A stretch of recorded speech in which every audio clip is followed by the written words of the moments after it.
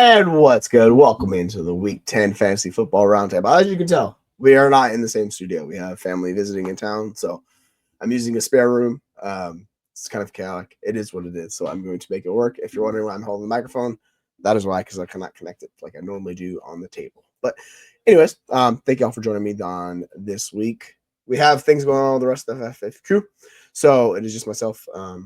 Jeremy's, he's got family things. SC's out on a trip. Aaron's busy. So you get me. It's a round table of one, the king of the table. So salute to y'all for joining us. But yeah, we can kind of jump into some of this fun stuff and talk about it. First question is from Jason. Need to drop someone for a kicker. Running backs are Alvin Kamara, Bucky, Brees, Tracy, Bigsby, and Dowdle.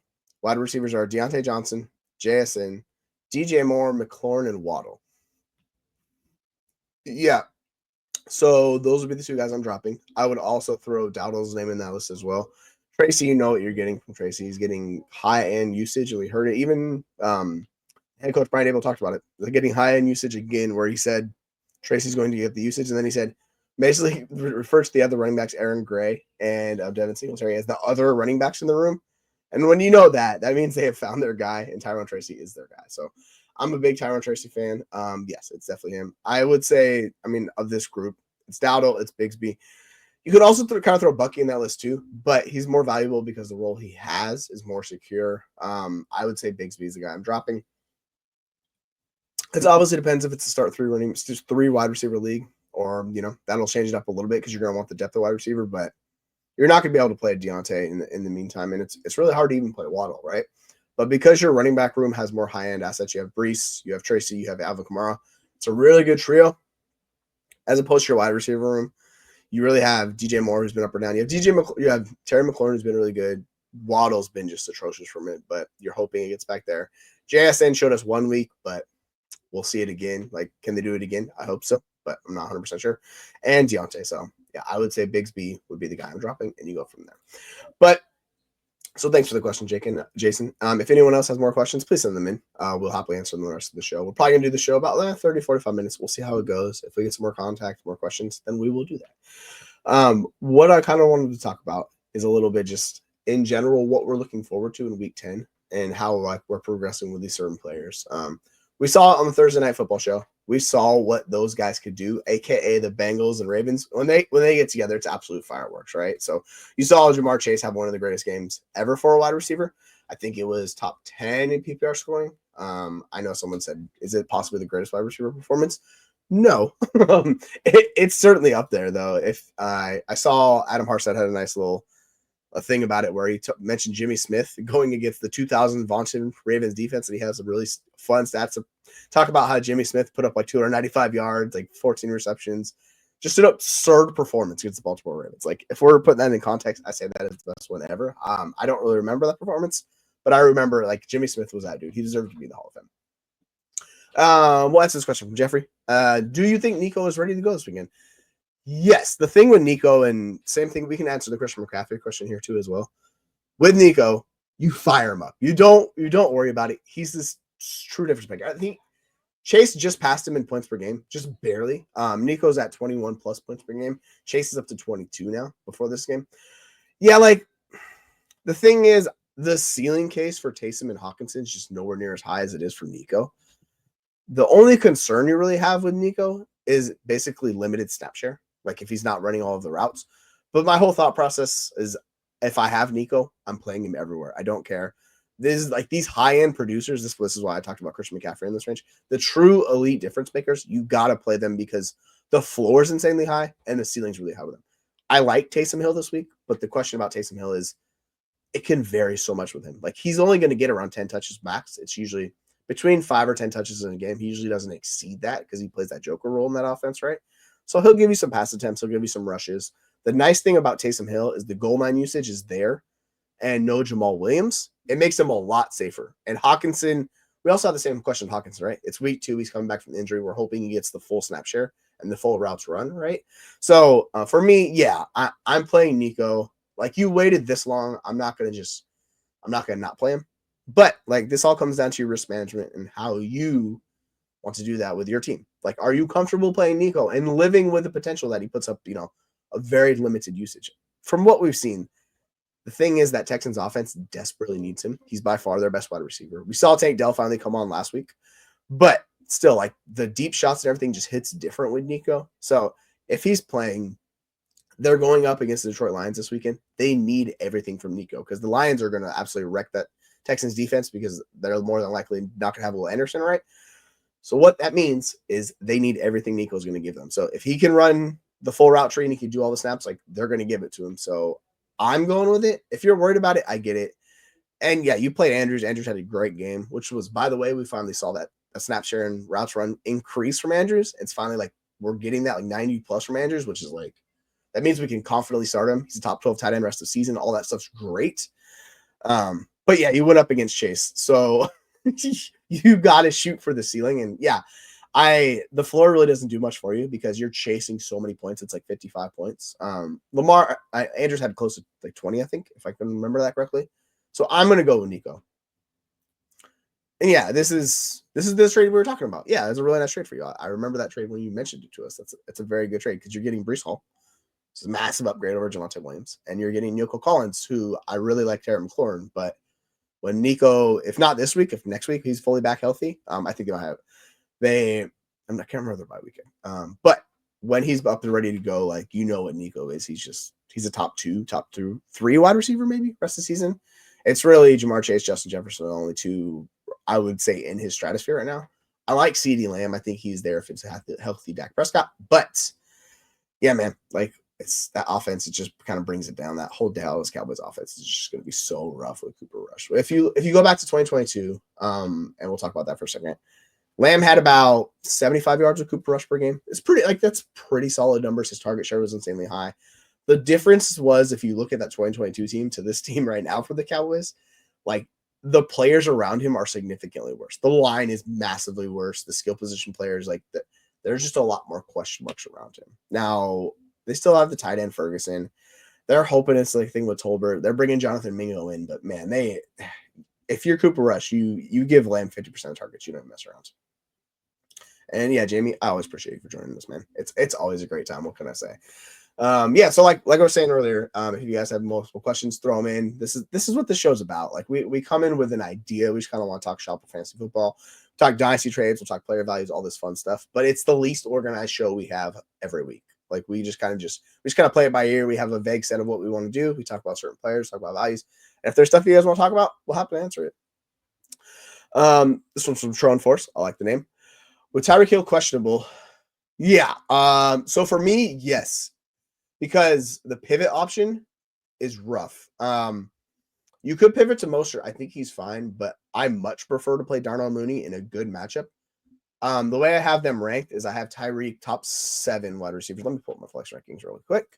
While I stop for a second. I'm really high on Mooney this week because we have a limited Drake London, and that worries me a little bit. Darnell Mooney's awesome. It's been what I like about the Falcons, what they've done, and you can also say the Chiefs and what they're doing with DeAndre Hopkins. But Darnell Mooney looks really good, and that role is like a perfect fit for his skill set. So I have Mooney as a top 17 wide receiver. I am very much playing Mooney everywhere. The Saints defense is a shell of itself. They had traded away Marshawn Lattimore. They really can't stop people. So I think he's going to have a very, very good game. So if you're worried about it, I would happily play Mooney. And this just really takes away the pivot option. Now, you could do Mostert, but Mostert's extremely touchdown dependent. I know Jeremy loves Mostert, but man, his role is not the best because Achane is the true, like, the anchor, the architect of that offense. Everything runs through Devon Achane right now.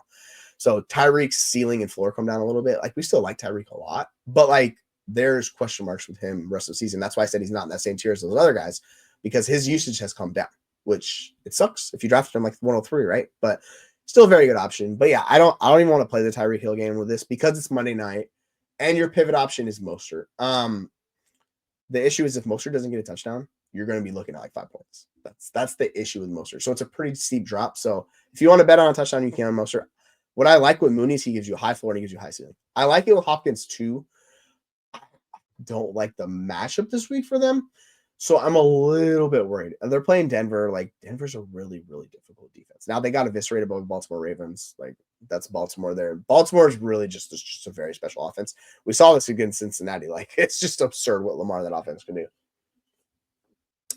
So yeah, I'd play Mooney. And if you want to live with the risk of Tyreek, you can do this. It's just I'm not as confident in Moster. I have Moster in my flex rankings. He's like well down there. I will tell you 1 second. We'll move on to the next question for me. Sorry. I'm holding the mic with my one hand, so this makes this a lot harder for me today. So sorry about that. Yeah, I have Mooney as a top 40 option this week. Like, I really, really like him. Moster, I am well below consensus. Like, I have Moster as a 90 overall flex player. Like, he's there. It's the Rams. It's a good matchup. But if he doesn't score, man, it's rough. And yes, Jamie, like, you nailed it. Everyone, if you have not commented, like, subscribe, shared, all this stuff, all the support you guys give us, we throw back right to you. So we very much appreciate all the support you guys have been giving us. Like, we're building this brand up. We're 545 subscribers. I think we had a couple followers today. So subscribers. So thank you very much for those. If you're able to, like, it means the world to us. It helps us grow. It helps our base. You know, we get to more people, so more people can see us. And yeah, we can help you guys. So I very much appreciate that. Actually, let me answer this question from Casey, or from Corey, excuse me. I need 2 of the 5. Brian Thomas Jr., Drake London, Puka Nacua. I mean, that's a really good group right there. So I'm probably going to bench Brian Thomas Jr. I'm saying that. I'll tell you right now, I'm playing Puka Nacua. That's just not even a discussion. Let me see where I have Josh. I have Downs pretty high. I like Downs a lot. So let me scroll through these Downs. I have Downs as, where is he? He's 51. Puka, like top 10. Puka, I am ridiculously high on. Puka's 24. And then we have Brian Thomas Jr. is a little bit higher. So Brian Thomas. Yeah, I have Brian Thomas right next to him. He's 54. So they're right together. If you're worried about Drake London, so I'm definitely playing Puka Nacua. He's the must start. I would say you could do, if you're worried about Brian Thomas Jr., who T-Law might not play in this game. If T-Law's not going to play, I'm not going to play Brian Thomas Jr. because of his role as a deep threat. I'm going to play Puka, and then I'm going to play Josh Downs. I really like Josh Downs' matchup. Tank Dell would be the area I'm going to play if you're worried about Drake. But it's those 3. Like, you could play Drake if you're not worried. He has a hit pointer. I'm just curious if it's going to limit his usage. He's playing, though, so it's like, yeah, I would do that. So, yeah, I would definitely play, where is he? Why am I blanking on it? Puka Nacua. And then for me, it's Josh Downs. But if you want to go Drake London, Tank Dell, you happily could. I think it's a really good option. And Brian Thomas is 5th. I love Brian Thomas Jr. I'm not expecting T-Law to play, and that screams trouble to me this week. So that's how I'm going to go about doing it. Yeah, this question already answered. So we'll go to the next guy. Yeah, like, Likely didn't play. The thing about Likely is his usage has really come down, like, just overall routes and stuff. So I think when we kind of reflect back with hindsight on this, like, the Ravens knew Andrews was going to take a while coming back from that tie rope surgery. So they really slow played it. And also, they didn't need him. The offense is so good. It's a unit. They didn't really need Andrews. But now that he's coming back, yeah, like, so, like, I get it. But I'm not worried about Andrews anymore. So we'll see how it goes. But, yeah, like, high-power tight end and offense, yeah, like, that's what you want. Best offense in the NFL. You got Andrews running the full snap share. So, like, I'm going to play Andrews from here on out. Yeah, Christian Watson's super boom bust. I'm not a big Parker Washington guy. I don't want to do that. If you're going to do a Giants wide receiver, pick Darius Slayton. Do not do Wan'Dale Robinson. Now, I think Slayton's dealing something this week. I need to double check. Like, I think he's dealing with an injury. So let me see. Yeah, I think he's out this week, isn't he? Because he's not in my rankings, and I'm pretty sure I moved him out because he's out. But I need to double check that. So let me see. Let me go there. I'm going to stall here. Sorry. This is not the best show, so I apologize for that, you guys. Everything's a lot of whack this week, so we have family visiting. Sometimes you got to make changes. The extra room got taken up, so it is what it is. I'm pretty sure Slayton's out, so I will double check that, and give me 1 sec while I stammer through. Because I removed him from rankings, I thought so.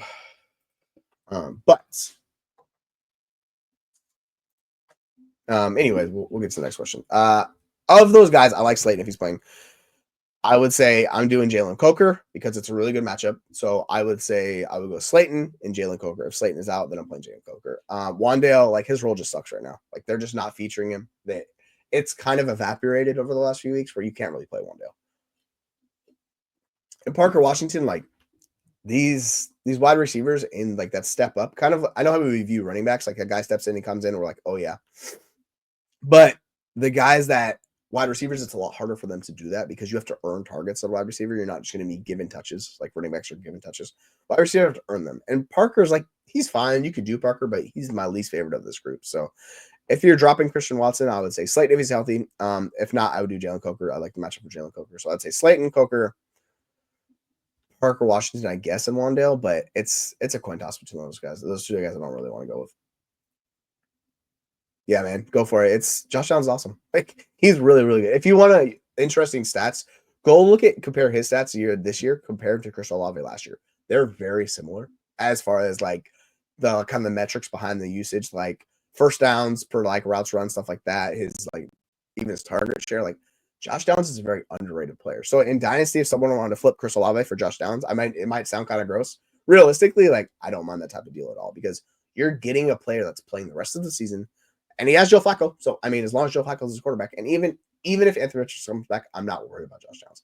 It's much easier for Josh Downs to score fancy points in his role than it is like a Chris Olave, right? Because that's how he does. Welcome in, John. Thank you for coming. Nice for you to join us. Yes, and if I know we have this promo code up here somewhere. If you guys are looking, thanks for the reminder, Aaron. If you guys are looking to take advantage, because we are an affiliate of SeatGeek. So if you're looking for a game, like say you want to go, I don't know, let's pick Josh Allen, right? Let's say if you want to see the Bills, go use the promo code FFUniverse on your first order. It'll save you $20. So if you want to go see, Josh Allen or any one of those guys, whichever teams you're near your local team, maybe you want to see the Seahawks this weekend, maybe you want to see the Raiders, maybe any one of those teams, right? Use the FFUniverse code. It'll save you $20 for first order. Nothing wrong with it. What I've noticed with SeatGeek, if you wait until the last minute, prices plummet on these third-party platforms, so you can do it on Sunday morning when people can't sell tickets. You get a really good deal. Yes, sir. Yes, he is. Our boy, aka the king of fantasy football, is back. Yeah, I'm fired up CMC everywhere. Like I was saying with Nico, these high-end difference makers, that's what you want to do. So you just plug and play them because their upside and floor is just so incredibly high. And Kyle Shanahan, and he's talked about it. Like we're just gonna use him, man. I was like, fire him up. The Nico stuff's a little bit more interesting, right? Because he just got put back onto the active. Like he just has one practice going in tomorrow, so I get it's a little bit more scary for people. But I'm not as worried about Nico, right? Like I'm just gonna play him because he's by far the best wide receiver, and what he does, no one else can do that offense. So for me, Adams is the lowest ranked one I have. I'm gonna double check, but I'm looking at my rankings right now. Pretty sure Devontae Adams is the lowest. I have him and George Pickens really close this week. Yeah, Devontae Adams wide receiver 19. I have George Pickens wide receiver 16. I have Puka really, really high. I have him and Cooper Kupp back to back. They're 7 and 6. I like both of those guys this week. Like I think they're all going to smash. So for me, it's between Pickens and Adams. I just really like the matchup for Pickens against Washington, and they do not have the defense that's going to stop him. So I know he's a little bit more boom bust. I think Adams is a safer floor, but if you want the ceiling, I think Pickens has a better chance to get a ceiling. So I'm going to Pickens. But like the Arizona Cardinals defense isn't very good either. So you could play either one of those guys. But yeah, Puka's just a locked in. Like I don't bench Puka. That's the type of wide receiver I go. If you're worried about the injury, sure, but that's not for me. So yeah, so the Hunt stuff, we all know Pacheco's coming back at some point. The problem is we don't have the exact date. And if you want to look at their schedule, it gets really interesting, right? So that's what makes it difficult with the Kareem Hunts because his value is next to none. But if you look at his expected fantasy points, he's like a top 5 wide receiver or running back the last month of football. Because he gets all those goal line touches in that offense. It's incredibly important. I have Hunt above Najee. I'm going to double check, but I'm almost 100% sure I have Hunt above Najee. And just let me stammer through really quick. So I have Kareem Hunt as my running back 16. I know it's Denver matchup, and that's more the concern with it. I have Najee Harris at 22. I need to move him up. I think I'm going to put him with the Chuba Hubbard range. The Washington matchup is actually not a bad matchup at all.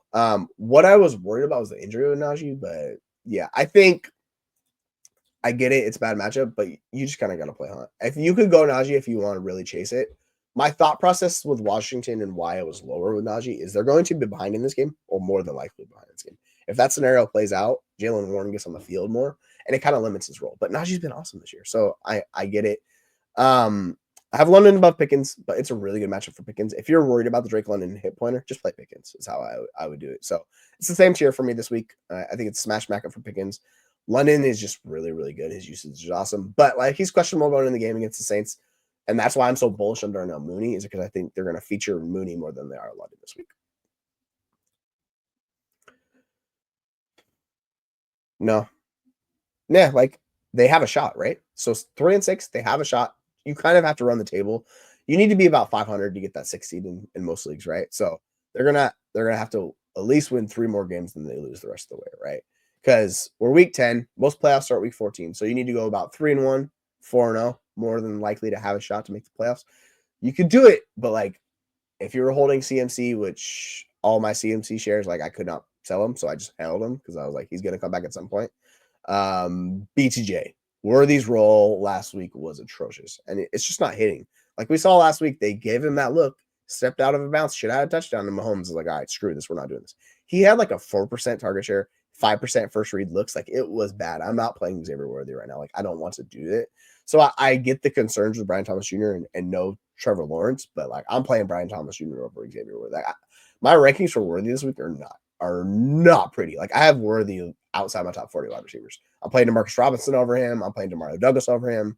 He kind of falls into that Keenan Allen range. Like that's the type of player. I don't trust Keenan Allen at all right now, just because Keenan Allen's just not very good and he just generates no yak of his usage. So like I don't want to do the Xavier Worthy. So if you could pivot off of Worthy and play Brian Thomas Jr., who's just a better overall player at this point in time right now, then I would do that.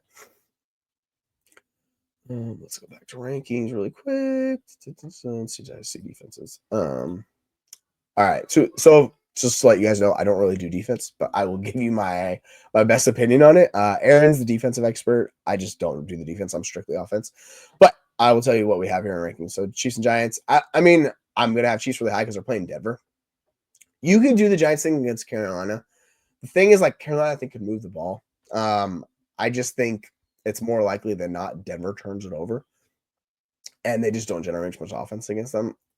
I get it with Bo Nix, but yeah, Chiefs is like a really good play this week. So I would say Chiefs because you're looking at consensus. They're both really close. Like I think Chiefs are top 4, Giants are top 6. Both are really good plays. But when I'm deciding between these two teams, I'm just betting on the best defense in the NFL. And that's the Chiefs. They might not be the best, but they're certainly up there for discussion. Excuse me one second. So yeah, fighting through a cold here, folks. So I do apologize for that. But yeah, more Fang. To kind of just hit on CMC a little bit. Like, there's only a few players that have the impact he has. Like, I know we've talked about this. There's been some notes coming about like how he completely shifts the defense and how teams view him. This is one of the reasons why the Niners offense has been more inconsistent. So they don't have McCaffrey. McCaffrey like levels the floor out so high and he elevates it all across the board. Just makes everything so much easier for everyone else. Like we liked what Jordan Mason did early, but you saw the kind of question marks and the difference between Jordan Mason and even Isaac Grendo. Like the difference comes in the passing game. Like it's a night and day difference. McCaffrey's been one of the best receiving backs in the NFL since he's been in the NFL. And he's also a really good rusher too. This is why he's the most complete back in the NFL. And there's a lot of good running backs, but just what McCaffrey does is he completely shifts the whole tilt of a defense.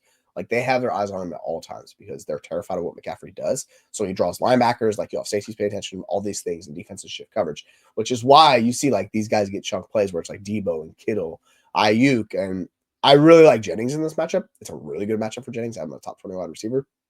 The addition of McCaffrey should help a lot. Now McCaffrey's going to steal a couple targets. That's what he does. He's about a 20% target share in his entire career, right? Like that's what he's in that range. So we'll see how they use. They might use him about 80% of what they normally would. I think they're going to limit him a little bit, but like I don't care, man.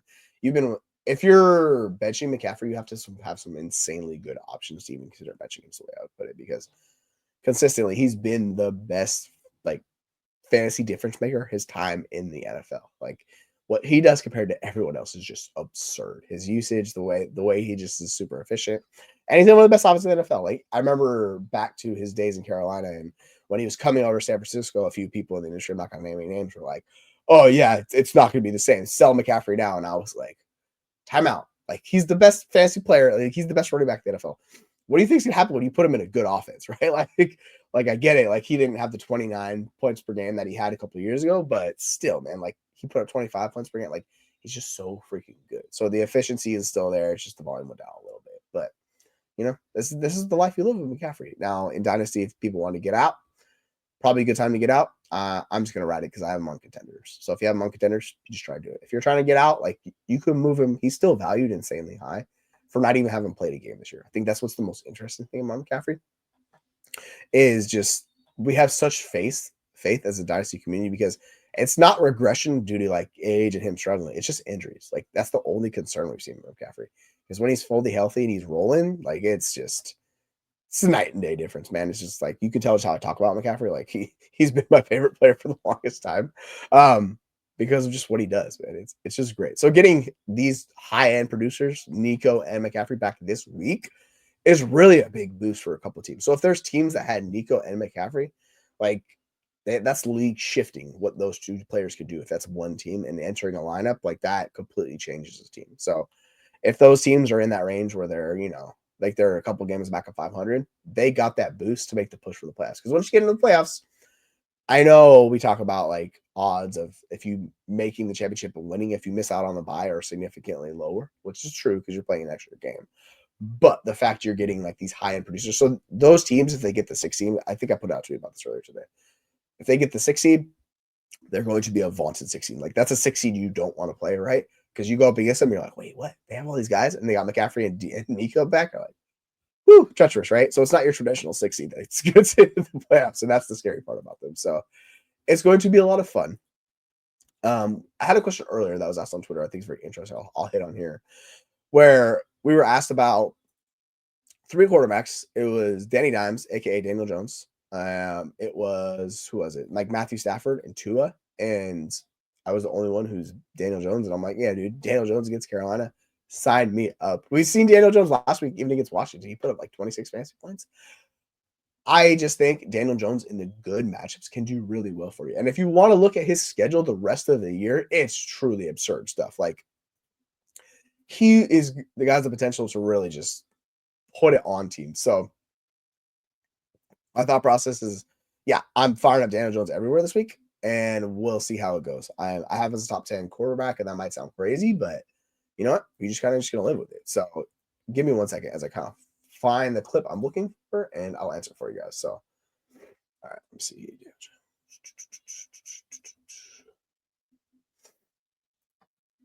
Yeah, so there it is right here. So here's the teams he's playing down through the fantasy football playoffs, right? He has Carolina Panthers right now. They're 29th in fantasy points allowed. Next week, he gets Tampa Bay Buccaneers, 31st in fantasy points allowed. The week after that, Dallas Cowboys, they're 28th in fantasy points allowed. He gets 1 game, New Orleans Saints, they're 7th in fantasy points allowed. So that's the one bad matchup. Then the final 3 matchups, he hits the Baltimore Ravens, they're 30th in fantasy points allowed. The Atlanta Falcons are 25th in fantasy points allowed. And the Indianapolis Colts are 22nd fantasy points allowed. That's as juicy of a matchup as anyone's going to get down the stretch. This is also why we like Tyrone Tracy a lot. If you have Tyrone Tracy, you are playing him. These matchups are all juicy for the running backs too. The Saints defense is a shell of itself. So like I know their metrics are really good. They are falling apart, particularly in the running game. They're getting gashed. It's over 5 yards carried the last month. Like it's juicy, folks.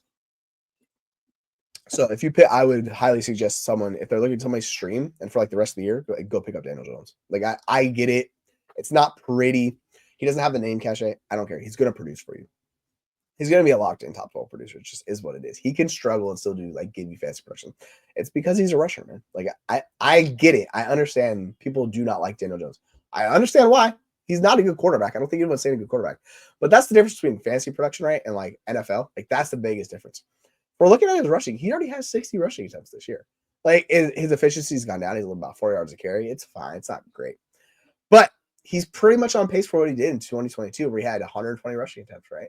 Now, it's not as efficient as it was, and he doesn't have it on pace for seven touchdowns, but that can shift with the usage. So I think it helps when you kind of look at expected fantasy points per game and you go about doing that. But overall, I just don't have concern about Daniel Jones. It's weird and it sounds gross that you could consistently start Daniel Jones like 6 of the next 7 matchups, but yeah, you could definitely stream and do it. So I'm not worried. And maybe I'll have egg on my face because it's Daniel Jones, and that's not going to go well. But overall, like he's still top 12 in expected. Or sorry, excuse me, he's top 15 quarterback in expected fantasy points per game. He has fallen short about that a little bit, but the schedule gets a lot juicier, so he's going to be top 12. It's the life of these rushing quarterbacks.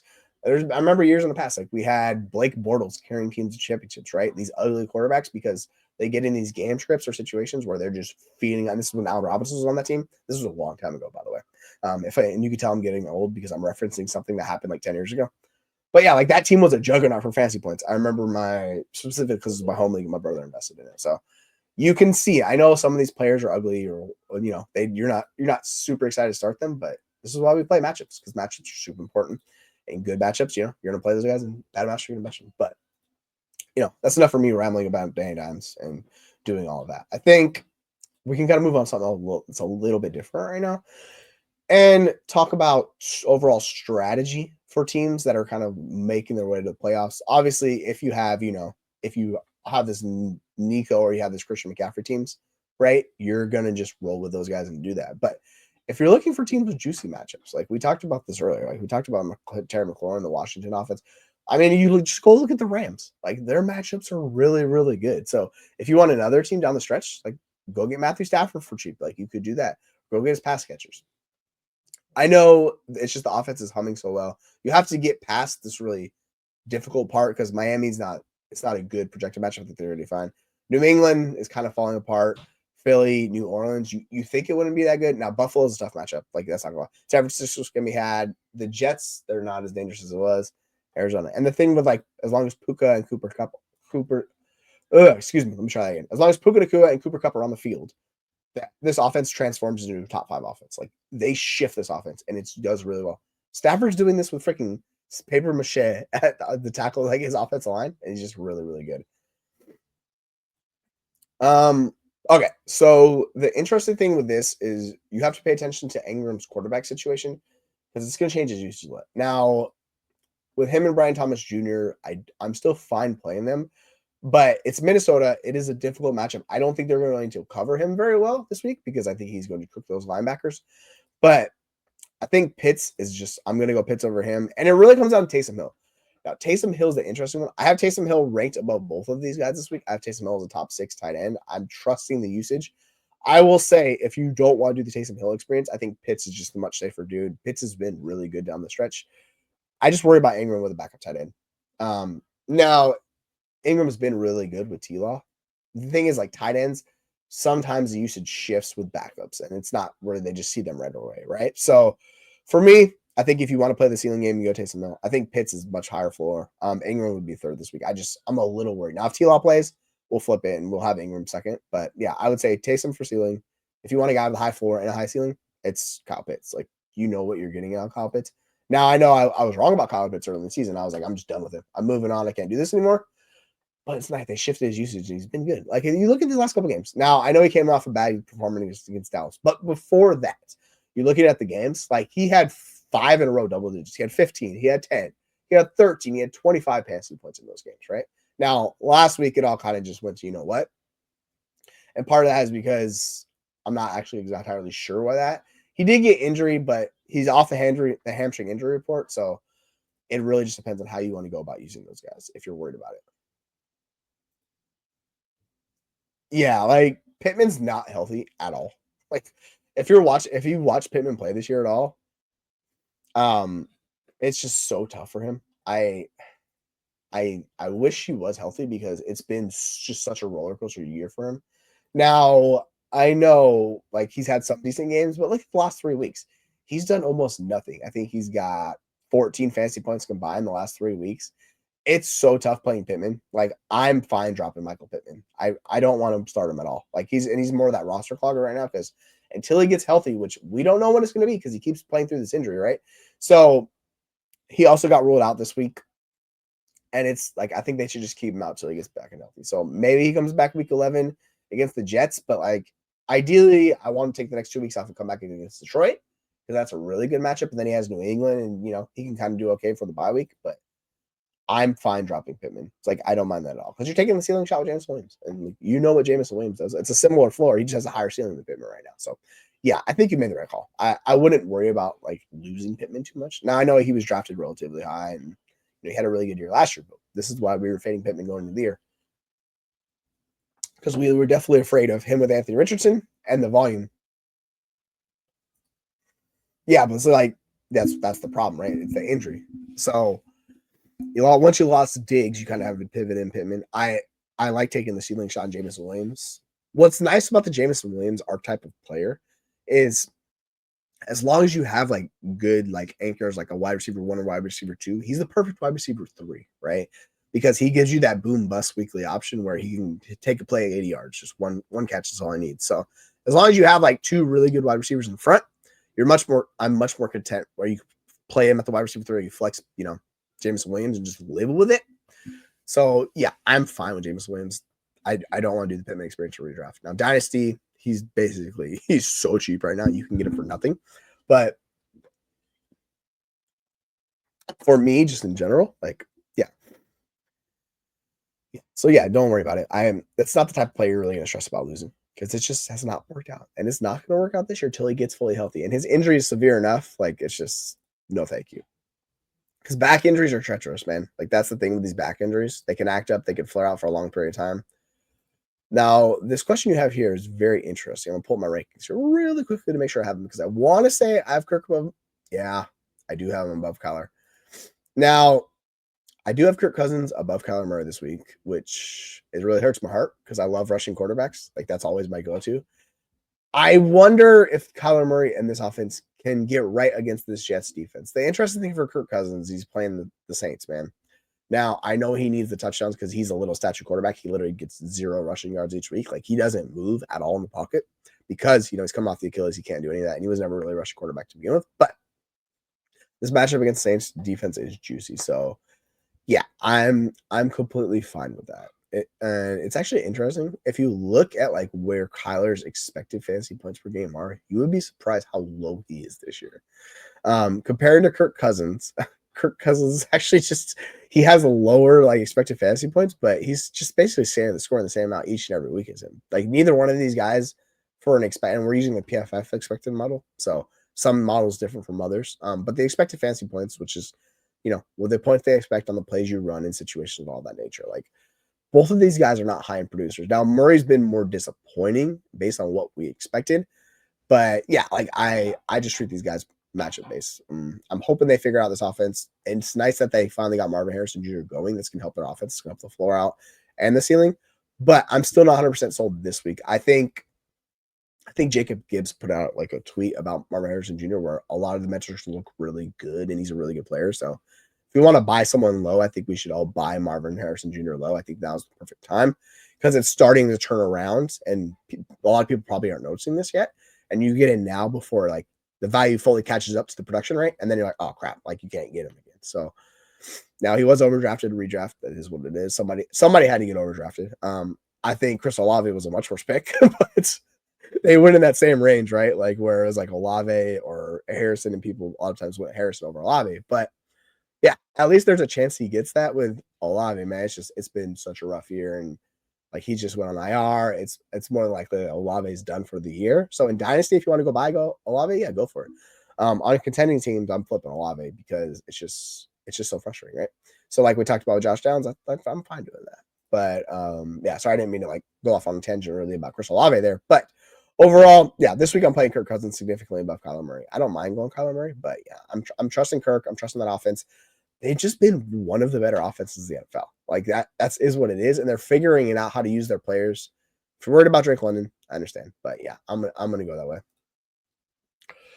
Well, do you think you can get adequate value for T. Higgins? Because T. Higgins has been awesome when he's played, right? So if you think you can get that, then sure.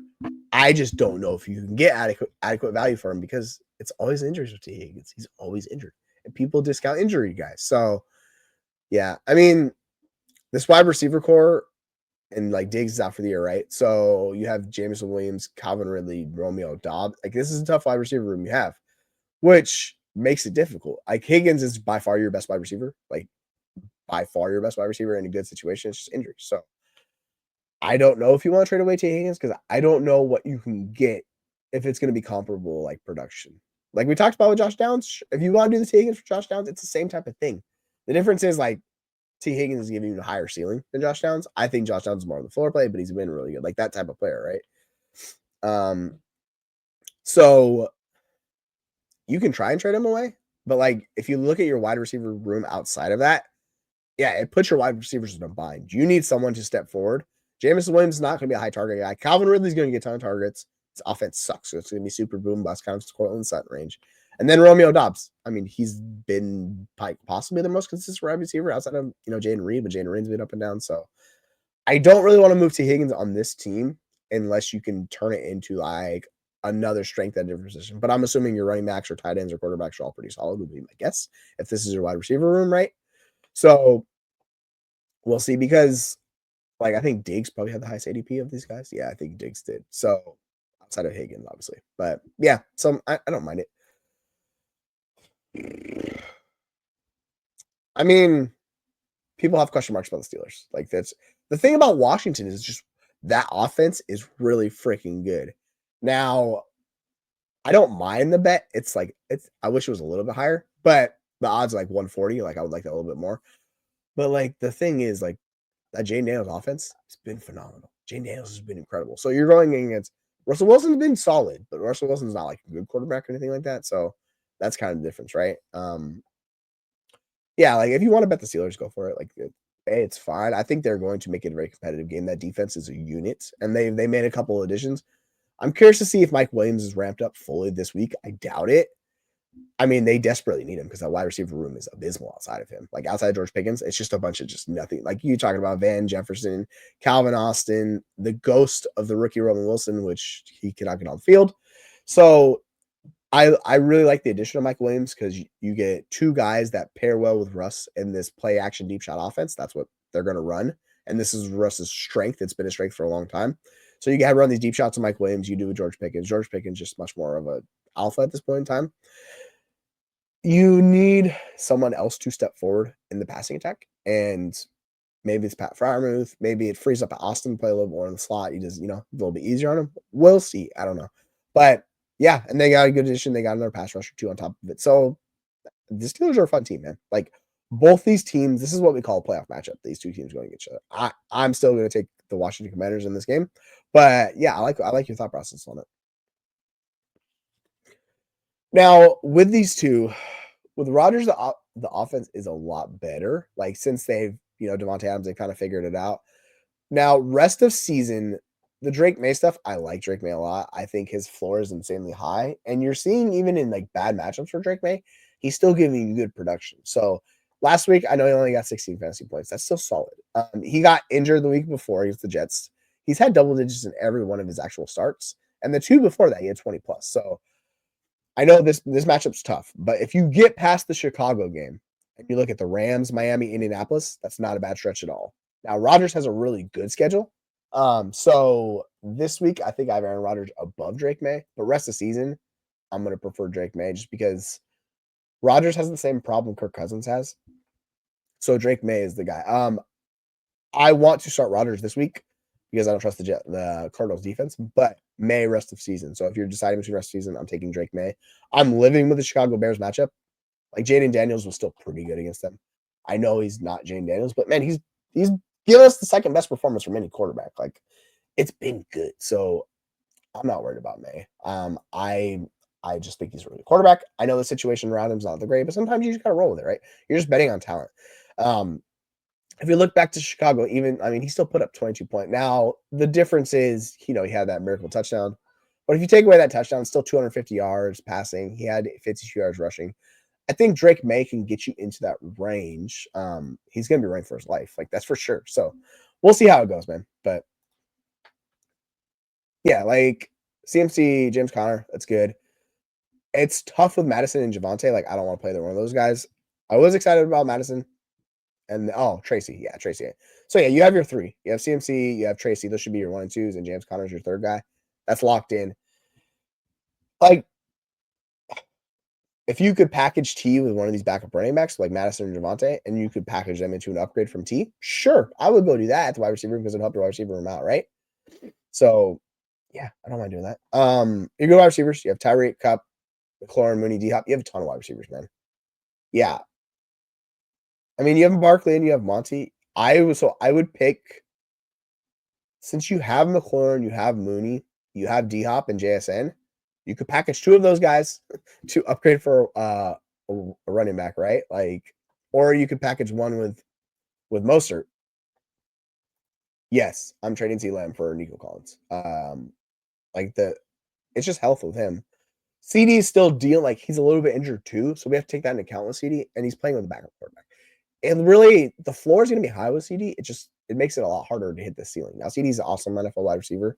He's not going to fall outside my top 10 wide receivers or anything like that. But this is what I was talking about with Nico earlier. He's like a top 3 option the rest of the season. Nico's dope. He's a really good NFL wide receiver, and he has CJ Stroud, which I know it's been up or down with him.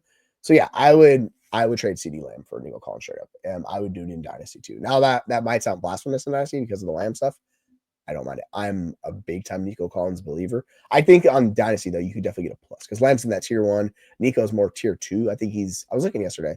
He's wide receiver 6 in consensus. Lamb's top 3. So you can definitely get a plus added on because people are like long term backs and me back, yada, all that fun stuff, right? But yeah, I'll take a small plus. If you give me like Nico in a second for CD, I'm immediately packaging all of this. Which reminds me, I have some contending teams with CD Lamb. I need to do this deal. Like, this is why I like having this talk with you guys, because sometimes I'll come up with ideas like this. I'm like, oh yeah, do this. So I appreciate that for Dominic. And yes, do that in redraft Dynasty. Like, I'm fine doing that. I just think Nico Collins has proven he's one of the best wide receivers in the NFL. I know he has hamstring issues and soft tissue injuries. You kind of live with it. But CD's situation right now, it is what it is. It just kind of sucks. So, hey, appreciate you. Thanks for subscribing, Throwing Force. Like, we appreciate all the support, man. It's like, I am. Oh yeah, by the way, I want to tell you, just so before we forget, because it is getting late, I need to start getting ready for work here, unfortunately. Working nighttime on weekends is always fun. But tomorrow, Jeremy, a.k.a. FF_Rebel, is hosting a pre-Europe show because they're playing in Germany at 6:30 Pacific, 9:30 Eastern time. He's going to hop on at 9 o'clock Eastern time, 6 o'clock Pacific time. And he's going to do like a mini sit start show for the people who are up. I'm not going to be up that early. Like, I like to get some sleep. I work late, so I can get some sleep. But if you do miss that sit start show, come join us at our regular scheduled time, 8:30 a.m., 11:30 a.m. Eastern time, and we'll do that. So yeah, man. Yeah, good luck with the trade. I hope it works out for you. And yeah, enjoy Nico if you get him, because he's an awesome NFL wide receiver. Like, you can't go wrong with either Nico and like CD. It's just really just like, yeah, I'm happy to have either one. Though the interesting thing, we're saying, like, I saw consensus rankings had CD Lamb at wide receiver 23, and I was like, what are we doing, folks? This is absurd. Can we not punish freaking CD Lamb this far? He's too good of a wide receiver. He's going to have an insanely high target share. And he's just like, it's like Calvin Ridley, but he's a better wide receiver. So, like, I'm not worried about it. And I get it. The Cowboys offense is going to struggle to score. It's going to be lowest in expected, like, points and all of that fun stuff. But his target share is going to be insanely high. It's just, he's a really high forward point now. So, kind of is what it is. It just sucks with CD. But, sometimes this happens with these wide receivers, like the quarterback situation. Like, look at Chris Olave. Now, the interesting thing with Chris Olave is, like, he did not live up to expectations. Even those first 2 weeks, though, it was like the Rashid Shaheed show. He was playing alongside him. But the offense was really good because they had the line up front. It was working. That line started to crumble, and it just went downhill from there. After the first 2 weeks, it did. And it really went, like, after week 4, it exponentially decreased. You can kind of see this in the situation. We talk about this with running backs a lot. Situation matters. I don't think we pay enough attention to how much it matters for wide receivers on a speculative redraft. I get it in Dynasty because you're buying in talent. Like, I will say Justin Jefferson's the best NFL wide receiver. When he was getting pushed outside the top 5 wide receivers in the preseason, where people are like, oh, I'm not taking Jefferson in the first round. And I'm like, what are we doing here? This guy has the most historic start to end career in NFL history. Like, he is going to break all the records, right? And people are like, oh, no, I'm going to take all these guys above him. And I'm like, no, take Jefferson. Stop doing this. Sometimes we do this a little bit too much. So you do have to, like, be careful with talent of some of these truly elite generational talented players that you don't worry about. Like DeAndre Hopkins, there's this thing called the Tom Savage corollary, which is exactly what this is for CeeDee Lamb. The quarterback was so bad, he could not make his reads, so he was just hyper-targeting DeAndre Hopkins with all of the targets. So it did not matter. The offense was not good. The team was not good. But guess what? They just featured DeAndre Hopkins. And this is kind of the thing that people realize, like, oh, because the backups can't make the reads that these quality NFL quarterbacks can, so you're just going to be one and out, or one, you're not going to go your second, third read. You're going to take off, or you're going to throw it away because they're not able to read. So it's interesting with some of these backups. Like, you'll see that happen. The target share will actually go up, even though it'll be less efficient, because quarterback can't make the reads, right? They're not able to progress. Like, this was the thing with Malik Willis, right? Now, the nice thing about LaFleur is he's an excellent coach, and they structured an offense that works for him, but this is what happens. Thanks for the question, Millie. Andrews. Like, I'm going Andrews. The thing about Goddard, I like Goddard. He's a high ceiling guy, but his floor is just so much lower because he's the third, if not fourth, option in that offense. With Andrews, he could be the second option behind Zay Flowers, and he could theoretically push Zay Flowers for the first position. The thing that sucks for Goddard is he's not going to beat AJ Brown, and he's not going to beat Devonta Smith. Right? I'm playing Dell. Well, like it's close. I will say that. I just really like the matchup this week. So let me see where I have Dell. I have 21. I have DeAndre Hopkins at 24. So it is the same like area. The difference is Detroit is abysmal. They give up the most receptions and yards to wide receivers in the NFL. So I'm fine playing Tank Dell. And DeAndre Hopkins, they go against Denver. And that is a good defense. I know we all like are thinking Patrick Mahomes is entirely back. I'm not sure. They just played Tampa Bay, who gives up, I think it's top 2 in fantasy points allowed to quarterbacks and wide receivers. They're a tough match. Like they're a really, really beatable matchup. And they took advantage of that. So congrats to Mahomes. But like Baker was really good last week against Mahomes, that defense. So we'll see. I think because Baker was so good, he kind of forced Mahomes then to do a little bit more than they normally have to do, right? If the quarterbacks are not good, you're not going to force them. So yeah, I have Dell slightly above D Hop, but it's the same tier. So I am, a little bit about. It's interesting with Hawkinson. I want to say Hawkinson. Like the question mark is with Hawkinson, is he going to get all of the routes? Kind of like what we were talking about with Mark Andrews. If he gets all of the routes, then yeah, I'm gonna do it. I have Pitts at 7. I have Hawkinson at 9. He's playing Jacksonville. It's kind of a juicy matchup. So you could do Hawkinson. I'm a little I just need to see it, so I'm gonna wait a week. If you're telling me Hawkinson's going to get all of the snaps and run all of the routes that he previously did, because he was at 63% routes last week, then yeah, I would say Hawkinson, but it's just Pitt seems a little bit safer. But if like we talk about, if you're worried because he's dealing with a hamstring, even though he's off the injury report, you can go Hawkinson. But Hawkinson's coming back from the ACL. Like it's kind of both of these guys are coming back from injury. So I don't think one guy gets a lean the other way. I just think Pitts' role is a little bit more secure than Hawkinson. I think it's one more week for Hawkinson. But yeah, if you have if you're leaning heavily into Hawkinson, just play him. Like it's the same tier. I'm not gonna be like, oh, don't do it. I think it's a good question. You can go either one of them. Thanks for the question, Juan. Who's your wide receiver 2 in flex? All right. So it might sound kind of bonkers. Your wide receiver 2, I'm playing Darnell Mooney. My flex is Josh Downs. Hold on. Oh, because you have Jacoby Myers, Ken Walker, and Madison. Yeah. So yeah, I have Darnell Mooney really high this week, folks. Like I like Darnell Mooney a lot. I like Josh Downs as well. The thing about the Bears passing attack is DJ Moore is not getting the usage we want to see. A lot of it's going to Keenan Allen. And I can't for the life of me explain why it's going to Keenan Allen. If you look at the metrics, Keenan Allen is just his ADOT is abysmal. It's like outside the top 100 wide receivers. He's outside the top 100 wide receivers in yak too. So if he was a good yak wide receiver, like if this is Rashee Rice, you could live with it because he gives you yak. Keenan Allen gives you no yak. So him in this role that Shane Waldron has carved out for him, which is what we saw JSN last year, it doesn't make sense. It's so frustrating. So I'm really just, until this offense changes, I'm a little out on DJ Moore, which sucks. Like we were talking about this with Jeremy on the wide receiver ranking show. We both have Rome Odunze above DJ Moore this week. We're playing Rome Odunze. We're seeing his role grow, and he's a rookie, and like we saw with DJ Moore last week, like he walked off the field on a play. Like I know that he was injured and stuff like that, but like the look and the things going on with DJ Moore in that offense have me worried. He's a hella good NFL. Like my whole thought process is like stop featuring Keenan Allen. You have the 2 like really good wide receivers. Feature those guys. Then Keenan Allen and Cole Kmet become like the ancillary pieces in the offense. But come on, man, make it simple. Who would you bench for a defense? Oh, who would you drop off the bench? Like I'd say Wandale. Wandale or Madison. It really depends on your preference on if you like your wide receivers more, then I would cut Wandale. If you like running backs more, then I would cut Madison, right? So like I would just kind of determine that. Because you have the big 3 running backs, like you have Breece Kyron, Ken Walker. You still have Justin Jefferson and Mooney. Yeah, I would I'm just gonna I don't want to play Wandale. I think it's more an easier pathway for Madison to get on the field. So the more I talk about it, yeah, I'll do that. Bears, Lions, Chargers, Broncos on defense. Let's see here. Let's go defensive rankings, kind of what consensus has. I mean, Bears get Drake May. I want to say that. But the Chargers have a decent, I think the Chargers against Tennessee is the bet. I question the Tennessee offense and the Chargers defense. Dude, can we just give a standing ovation to what Harbaugh is doing with the Chargers? He has transformed that defense. So, like, shout out to him, man. That guy's a hell of a coach. Like, all he does is just win. It's wild. Like, we see other guys struggle. Not him, man. Like, I know we're complaining about Greg Roman and that passing attack. Dude, they are turning it on since the bye. It's nice to see. Yeah, Chargers, they get Tennessee, man. Like, just play the Chargers. There's a lot of good defenses to play this week, but Broncos get the Chiefs. Don't want to do that.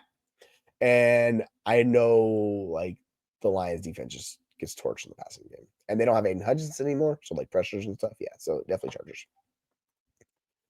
All right, it's almost 4:00, so we're about to wrap this show up. So, like, I want to thank y'all for joining me on our Week 10 Fantasy Football Roundtable. Apologize that I was the only one to make it this week. Sometimes that happens. Next week, we will at least have 2 of us, if not 3 of us, back on the Roundtable show. So, it will probably be earlier in the day. But to remember, if you have not already, please like, comment, subscribe, share, all the fun stuff. Please do it. Like, it means the world to us. So I know we say it endlessly, but it makes a difference when we talk about it, man. Like, I appreciate you, Jamie. Like, you're a staple here. You're a part of the family, bro. Like, it's so nice to see you on all of our shows. We talk about it off screen. Like, we have like a core group of guys that always check on our shows, and we appreciate having you guys. So yeah, so we'll look forward to doing the show tomorrow. Jeremy's gonna do the solo sit start show at 6:00 Pacific, 9:00 Eastern. So those early, morning risers who have kids in Pacific time, if you're up, you can join it. If not, you can come join us at 8:30 Pacific, 11:30 Eastern. We'll be doing our regular start show then. And, we'll kick, and then we'll go to Believe It or Not on Monday, waivers on Tuesday, and then rankings roll through the rest of the week. And we come back, and we'll do the roundtable. So, yeah. So, for myself, for Aaron, for Jeremy, and for SE, we will look forward to seeing you all tomorrow. So, I hope you have a good Saturday, and, go get them wins tomorrow on Sunday, and I'll see you then.